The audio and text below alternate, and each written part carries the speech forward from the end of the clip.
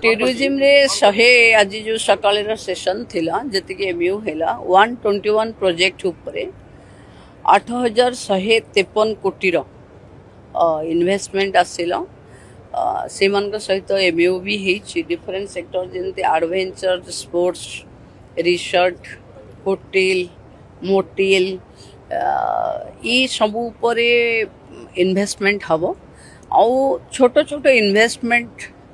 Hotelier मानकर अच्छी छोट जमती टेम्पल वेडिंग कथा कहले नुआ कथा सेमती माइस पॉलिसी कथा आसिला नुआ कथा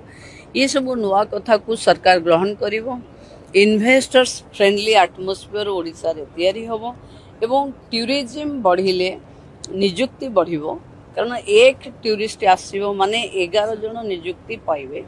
तेणु टूरिज्म विकास रे उत्कर्ष ओडिशा आज जो हेछि आर सफलता बहुत अधिक आज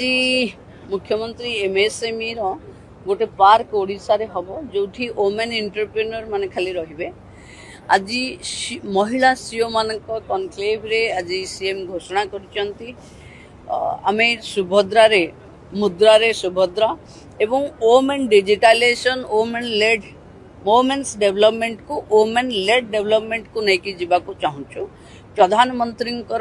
वुमेन लेड डेवलपमेंट थीम को वुमेन लेड इकोनॉमिक रे कन्वर्ट हम तेणु मु भावुची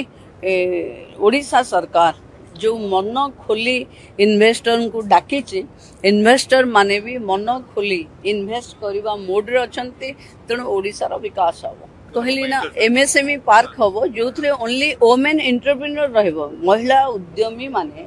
सेठी प्रोत्साहन पाइबे तांकर ऑफिस रहिबो तांकर single window is of doing business तांको पाई गोटे अलगा रहिबो तो प्रमोशन वुमेन एंटरप्रेन्योरशिप को राज्य सरकार अलगा भाव में करिवे।